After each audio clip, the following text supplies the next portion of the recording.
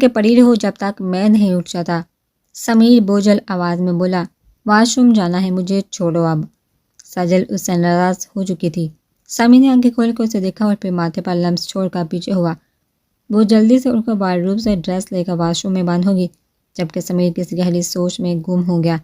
کچھ دیر بعد وہ نکری سے باہر نکلی اور گیلے بالوں میں برش کر کے اس کو مکمل نظر انداز کر کے تھا سے دروازہ بند کرتی باہر نکل گئی، جبکہ اس کے یوں جانے پر سمیر لب بینچ کر رہ گیا۔ وہ فریش ہو کر پینٹ پہنے باہر آئے اور سجل کو آوازیں دینے لگا کہ وہ ہی اس کی تیاری کرواتی تھی، پر سجل تو جیسے کان باندھ کی بیٹھی تھی۔ اس کے دوبارہ پکارنے پر بھی وہ نہیں آئی۔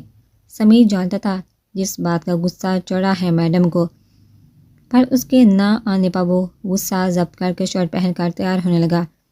ایمان تیار ہو کر چیئر پر بیٹھی سجل نے اس کا بہار چیک کیا اور اس کو اور سومی کو اپنے ہاتھوں سے ناشتہ کروایا۔ سمیر کے بعد ایمان نے جانے کو کہا،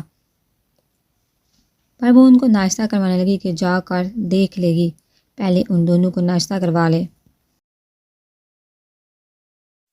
سمیر غصے سے بڑا ڈائننگ ٹیبل پر آیا۔ وہ اس کی خبر لینا چاہتا تھا کہ سامنے ایمان اور سومی کو دیکھ کر لب بے بس کیے اور ہونہار نظروں سے سجل کو دیکھا جو اس کے یوں دیکھنے پر دہل گئی اور فوراً نظروں کا زاویہ بدل دیا۔ ملازمہ نے ناشتہ سرو کیا اور یہ دیکھا اس کا میٹر گم گیا کہ پہلے سجل ہی ناشتہ سرو کرتی آئی تھی اور آج وہ اپنے شوہر کے کاموں سے ہاتھ جاڑے بیٹھی تھی۔ اس سے پہلے کہ وہ پھٹ پڑتا، ایمان کی آواز آئی، جی گڑیا، وہ مجھے آج یونیورسٹی چھوڑ دے، زرش نہیں جا رہی، جلدی آ جاؤں گی۔ اوکے بیٹا۔ سمیر لب بینچ کا ناشتہ کرنے لگا۔ کچھ دیر بعد ایمان اپنا بیگ لینے کمرے میں گئی تو سمیر سومی کو اٹھائے سجل کو نظر انداز کرتا لاؤنج میں آیا۔ اس نے اپنی داڑھی سومی کے گال پر رگڑی تو وہ کھلکھلانے لگا۔ سمیر بھی مسکرا دیا۔ سجل کو آتا دیکھ وہ سومی کو چھوڑ کر اس کو کھینچ کر کچن میں لایا اور سپ سے لگایا۔ پوچھ سکتا ہوں یہ کیا حرکت تھی؟ وہ ناگواری سے بولا۔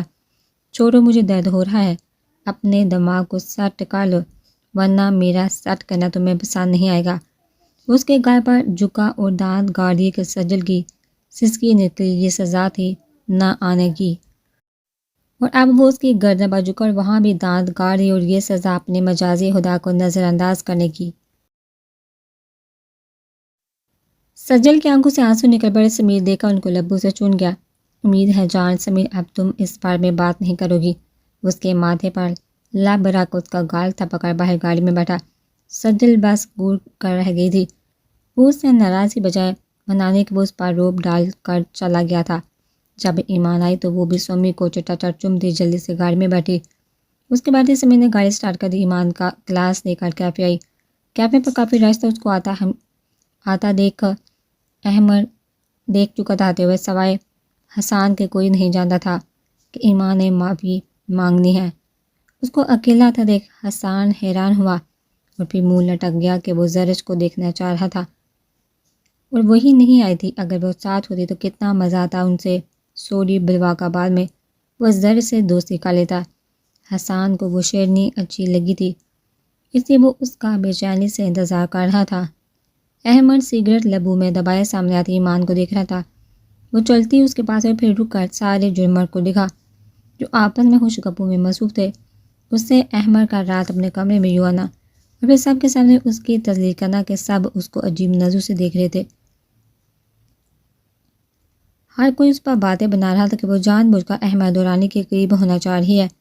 اس فضول الزام پر ایمان کا دل کٹ رہا تھا۔ وہ جیسے احمد کے ٹیبل پر آئی تو چاروں جانب سکوت چھا گیا۔ احمد اپنی کرسی چھوڑ کر کھڑا ہوا جب ایمان نے سوری بولا اور پھر اس کا ہاتھ اٹھا تھا احمد پر۔ وہ جو معافی مانگنا چاہتی تھی، پر معافی مانگ کر اپنے ارد گرد اپنے کردار پر لگے الزام سچ ثابت نہیں ہونے دینا چاہتی تھی۔ اور احمد پہلے حیران ہوا اور پھر اس کی کارروائی دیکھ کر اس کی آنکھیں لال انگارا ہو گئی۔ وہ اس کو سب کے سامنے نیچا دکھانا چاہتا تھا اور یہ کیا ہوا؟ سب کے سامنے احمد دورانی پر اس کا ہاتھ اٹھا تھا۔ سب منہ کھولے آنکھیں پھاڑے دیکھ رہے تھے۔ مجھے تم میں کوئی انٹرسٹ نہیں احمد دورانی، تمہاری طرف دیکھنا بھی گوارا نہ کروں۔ اور کس بات کی سوری، جب میری غلطی تھی ہی نہیں۔ امید ہے اب کوئی میرے کردار پر انگلی نہیں اٹھائے گا۔ اس میں اتنی ہمت پتہ نہیں کیسے آئی تھی کہ وہ کہتی سب جو ششتر چھوڑے وہاں سے نکلتی چلی گئی۔ ورداح لذیذ۔ احمد ڈالا تھا اور کرسی اٹھا کر ٹیبل پر پٹک کر زوردار آواز آئی۔ جب احمد کھولتے ہون سے باہر نکلا، احمد یار احمد، حسان نے اس کو آواز دی، پر اس پر تو جیسے ہون سوار تھا۔ وہ پارکنگ میں آیا۔ تمہیں چھوڑوں گا نہیں، ایسا بدلہ لوں گا کہ یاد رکھو گی۔ وہ گاڑی میں بیٹھا جب حسان بھی فرد سے بیٹھا تھا۔ مجھے وہ لڑکی چاہیے حسان۔ سرد پر اصرار لہجہ اور سرخ آنکھ اس کا یہ روپ لے کر تو حسان بھی ڈر جاتا تھا۔ اس میں ہمت نہیں ہوتی تھی، اور یہ روپ حسان کے سوا کوئی نہیں جانتا تھا، نہ کسی نے دیکھا تھا۔ حسان نے اس کا سر چہرہ اور پھولی لگی دیکھا۔ خاموش رہے میں ہی عافیت جانی۔ اگر وہ انکار کرتا تو جو تباہی احمد لاتا، اس نے سوچ کا ہی توق نکلی۔ اس کے اٹل ارادے دیکھا حسان کو اس لڑکی پر افسوس ہونے کے ساتھ ترس آیا تھا، جو جانے کیا کر بیٹھی تھی، پر اب بات آگے نکل چکی تھی۔ اب احمد دہرانے کی باری تھی، اور وہ کیا کرنے والا تھا جانتا حسان بھی نہیں تھا۔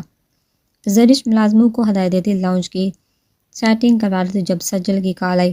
السلام علیکم زرش، تایا ابو سے ایکسکیوز کالینا میں نہیں آ سکتی، پر کچھ نہیں تو ماما سے بھی کہہ دینا شاہ آنے نہیں دے گا، اور نہ ابھی میرا موڈ ہے ان سے ملنے کا۔ ٹھیک ہے اپی۔ زرش موقع کی مناسبت سمجھتی تھی، تبھی خاموشی اختیار کر کے کچھ اور باتوں کے بعد سجل نے فون رکھا ہی تھا جب ہامتی کامتی ایمان اندر آئی۔ اس کی حالت دیکھا سجل بھی گھبرا کر اس کے پاس پہنچی۔ سجل کے آدھے وہ اسے سے لپٹ کر رونے لگی کہ پورے بلے کو تھپڑ مار کر آئی تھی، اب تو اس کی ٹانگیں بے شل ہو رہی تھی۔ آگے کا سوچ کر اس وقت اس میں اتنی ہمت اپنے کردار پر لگائے کہ بے بنیاد الزام کی وجہ سے آئی تھی کہ اس نے بنا کچھ سوچے یہ کارنامہ سر کر دیا تھا، اور اب گھبراہٹ سے دل بیٹھا جا رہا تھا۔ گڑیا کیا ہوا، رو کیوں رہی ہو؟ وہ بابی آج زرش نہیں آئی تھی تو میرا دل نہیں لگا، اور جب وہاں سے آنے لگی تو میں گر گئی۔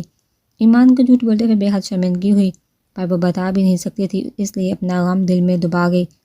کوئی بات نہیں مانو، پھر کیا ہوا، ایسی چھوٹی موٹی باتوں سے گھبرا کر روتے تھوڑی ہیں۔ اور زرش نے کہا تو تھا تو تم اس کے ساتھ جاتی۔ خیر ادھر بیٹھو۔ سجل اس کو شانے سے تھام کر صوفے پر بٹھایا۔ بوا پانی بھجوائے ایمان کے لیے۔ وہ اس کا بھیگا چہرہ صاف کرتی بولی، بابی بائی کو مت بتانا، نہیں تو وہ پریشان ہوگے۔ سمیر شاہ کے نام پر سجل خاموش ہو گئی۔ جب وہ پانی لے کے آئی اور ایمان سے مل کر ڈیرو دوائی دی، وہ ان کے بچپن سے ہی گھر کا کام کرتی تھی، اور ان کے ماں باپ کے گزر جانے کے بعد بھی وہ سمیر اور ایمان کے ساتھ ہی تھی، اور اب تک تھی۔ کچھ دنوں کے لیے وہ گاؤں گئی اور اب لوٹی تھی۔ اس کی اس گھر میں اہمیت سجل بھی نہیں جان پائی تھی، پر وہ بھی دونوں بہن بھائی کی طرح بوا سے بہت متاثر ہوئی تھی۔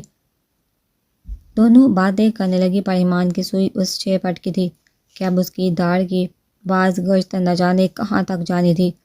زرش لاؤنج سیٹ کروا کر بیٹھی تھی جب باہر سے گاڑیوں کی آواز آئی، اور کچھ ہی دیر میں وہ سب اندر آئے۔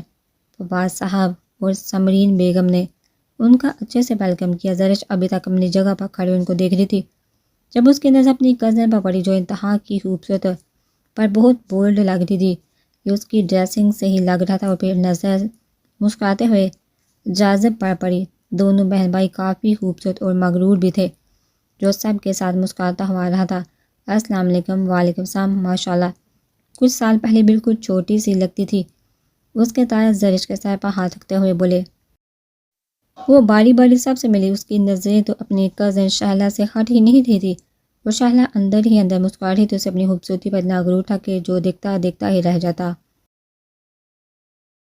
وہ بہت چھوٹی تھی جب یہاں سے گئی تھی، اس کے بعد اب واپس آ رہی تھی۔ ماں باپ کے لا کہنے کے باوجود وہ نہیں آتی تھی، پر اب اسے آنا پڑا کہ جواز صاحب اپنی فیملی کو لے کر ہمیشہ کے لیے پاکستان شفٹ ہونے کے لیے آ رہے تھے۔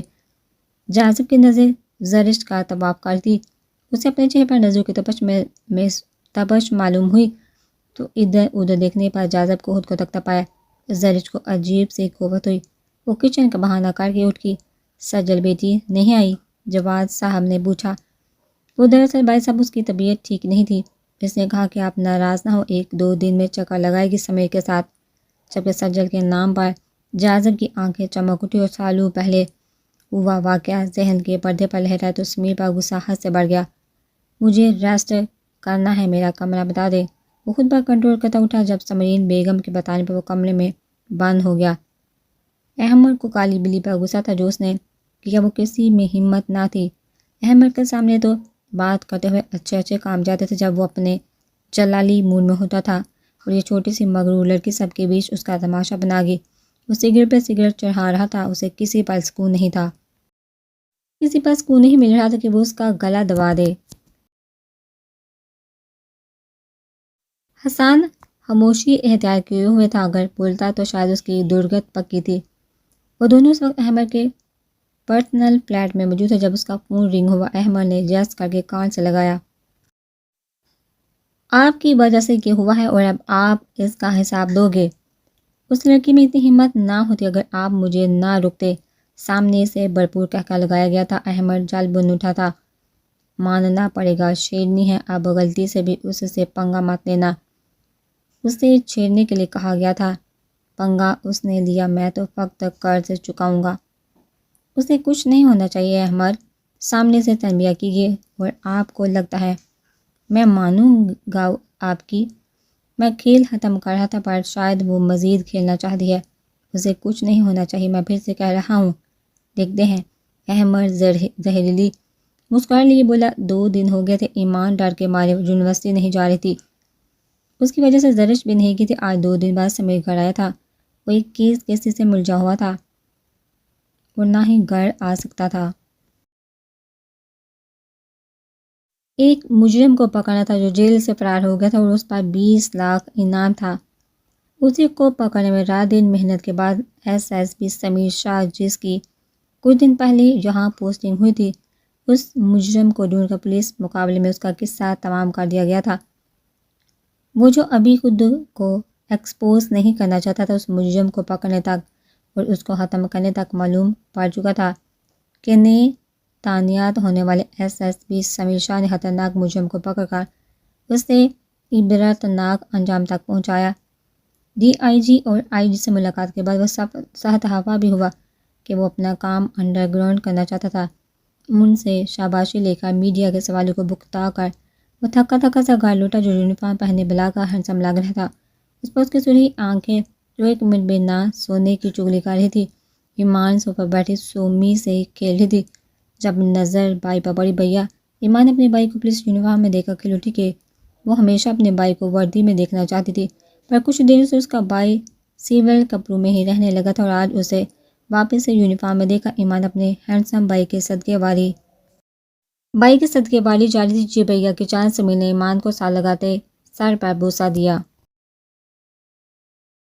بابا کی جان، میرا شہزادہ پھپھو کو تنگ تو نہیں کیا؟ وہ سومی کو لے کر مخاطب ہوا۔ سوما نے نہ میں سر ہلائے اور باپ کے گال پر لب رکھے، چلو سومی پھپھو کو بھی پالی دو۔ ایمان نے اپنا گال آگے کیا تو سومی نے فٹ سے پھپھو کا گال بھی چوم لیا۔ اس کی حرکت پر دونوں بہن بھائی مسکرا دیے۔ بھیا آپ بہت پیارے لگ رہے ہیں، ہمیشہ کی طرح وہی جملہ دہرایا گیا۔ سمیر کی مسکراہٹ گہری ہوئی، شکریہ بیٹا۔ بھیا بھابھی خفا ہیں، آپ ان کو منائیے۔ او لیڈی ڈان کو بھی اب منانا پڑے گا، وہ مصنوعی بے چارگی سے بولا۔ ایمان، سومی نے زور و شور سے سر ہلایا۔ سمیر ایمان کو مسکرا کر دیکھتا کمرے کی جانب بڑھا۔ سجا وارڈروب میں پکڑے ہینگ کر کے پلٹی تھی، کپڑے ہینگ کر کے پلٹی تھی جب اپنے پیچھے کھڑے سمیر سے ٹکرائی۔ وہ ناک پر ہاتھ رکھ کر ہلکا سا چیخی اور گور کر سمیر کو دیکھا جو مسکرا کر اپنی متاع جان کو دیکھ رہا تھا۔ وہ ہفکی سے وہاں سے جانے لگی جب سمیر نے اسے پکڑ کر سینے سے لگایا۔ کدھر جانے جہاں شوہر ٹکرا لوٹا ہے اور آپ باہر چلیے۔ چھوڑو مجھے سمیر، کوئی بات نہیں کرنی، آپ سے غصہ کس بات پہ ہے؟ 2 دن میرے گھر نہ آنے پر یا تمہیں نہ جانے دینے پر؟ سمیر اس کی گردن میں منہ چھپائے بوجھل لہجے میں بولا، دونوں بار۔ سجل کہہ کر اسے خود سے دور کرنے لگی۔ ٹھیک ہے، ہم اپنی مسز کی ناراضگی دور کر لیتے ہیں، اس کے ناک پر لب رکھتے بولا۔ کل چلیں گے وہاں، اب موڈ ٹھیک کرو اور شوہر کی خدمت کرو، وہ آنکھ دبا کر بے باکی سے بولا۔ سجل کا چہرہ سرخ ہو گیا جب سمیر نے اس کو کھینچ کر وارڈروب سے لگایا اور گردن پر جھک اپنی منمانی کرتا گیا۔ سجل مشکل سے اس سے جان چھڑوا کر دور ہوئی اور گہرے سانس لینے لگی۔ میں چینج کر کے آتا ہوں۔ خبردار جو کمرے سے باہر گئی تو سمیر اس کی حالت سے محظوظ ہوتا اسے وارن کرتا واش روم میں بند ہو گیا۔ صبح ایمان ڈرتے ڈرتے یونیورسٹی آئی۔ اسے ڈر تھا کہ اس کے بھائی نے نہ جانے کی وجہ پوچھی تو کیا بتائے گی۔ ابھی اسے سمیر چھوڑ کر گیا ہی تھا۔ صبح وہ اپنے بھائی کے ساتھ آتی اور واپسی پر زرش ساتھ ہوتی تھی۔ ایمان کبھی اکیلے نہیں گئی تھی اور نہ سمیر اسے کہیں اکیلے جانے دیتا تھا۔ وہ سست روی سے چلتی گیٹ کی جانب بڑھ رہی تھی جب کوئی اسے سے ٹکرائے اور لمحے میں اس کے بازو میں سوئی چبھو کے ایمان گھومتے سر کے ساتھ اس کے بازو میں جھول گئی۔ صبح صبح کا وقت تھا۔ ابھی اکا دکا ہی اسٹوڈنٹ آ رہے تھے جب کسی کی بھی نظروں میں آئے بغیر وہ درختوں کی اوٹ میں ایمان کے بے ہوش کر کے بازو میں بڑھ کے گاڑی کی پچھلی سیٹ پر ڈالے۔ اس کے بیٹھتے ہی گاڑی فراٹے بڑھتی یونیورسٹی سے دور ہوتی گئی۔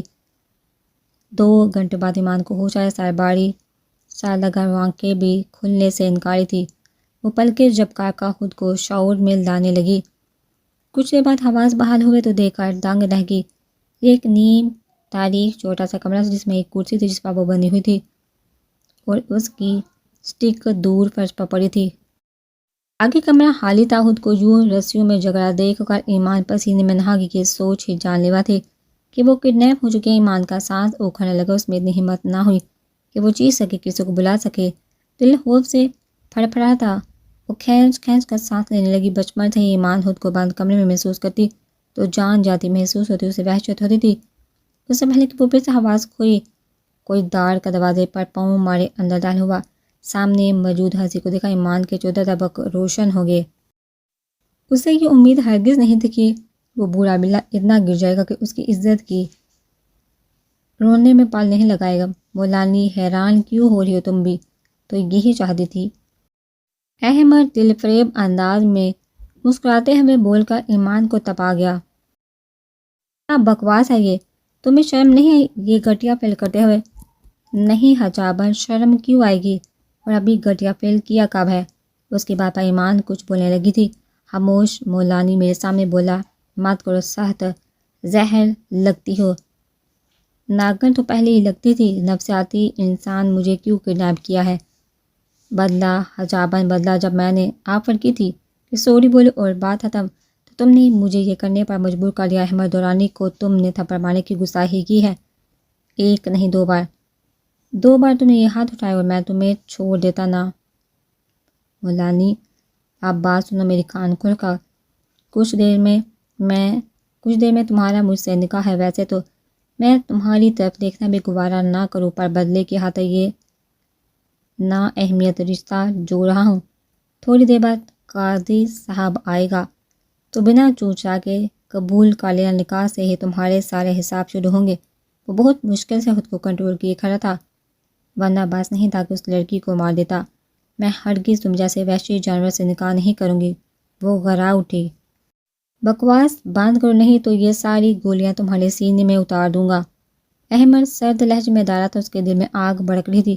ایک طوفان برپا تھا، ایسا طوفان جو سب کچھ اپنی لپیٹ میں بہا کر لے جائے گا۔ ایک طلسم برپا تھا، طوفان جو سب کچھ اپنی لپیٹ میں بہا کر لے جائے گا۔ ایک طلسم برپا تھا، ایک جنون، اور جنون بھی انتقام کا۔ نکاح تو تم کرو گی دلبر، سائیں سیدھا یا الٹا؟ بولا میں وحشی جانور ہوں؟ یوں نہ آج تو میں اپنی وحشت کے مظاہرے دکھاؤں۔ احمد نے گولی چلائی تھی جو سرسراتی ہوئی ایمان کے بالکل کان کے قریب سے گزرتے ہوئے پیچھے دیوار میں پیوست ہوئی تھی۔ ایمان کی چیخیں بلند ہوئی تھی، پر افسوس وہ اسی کمرے میں ہی قید ہو گئی۔ ایمان تھر تھر کانپ رہی تھی۔ اس کی سنہری آنکھیں خوف سے پھیل چکی تھی اور زبان تالو سے چپک گئی تھی۔ اس کا خوف دیکھ کر احمد مسکرایا تھا، وہی دلکش مسکراہٹ جو مقابل کے چکے چھڑا دیتی تھی۔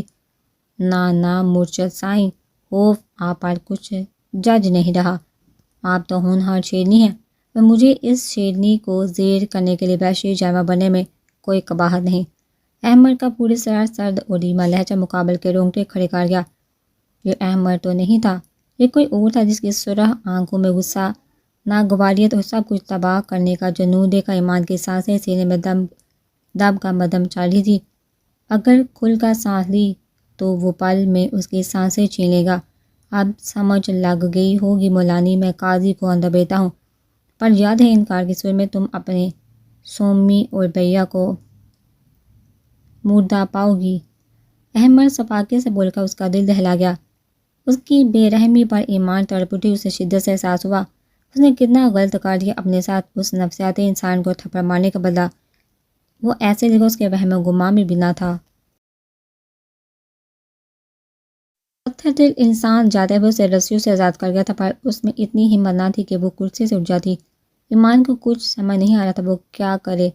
اس سے شدت سے اپنے بھیا کی یاد آ رہی تھی۔ ایمان ہچکیوں سے رو رہی تھی۔ کچھ ہی دیر بعد حسان قاضی صاحب کو لیے اور کچھ اور گواہوں کو لیے کمرے میں آیا۔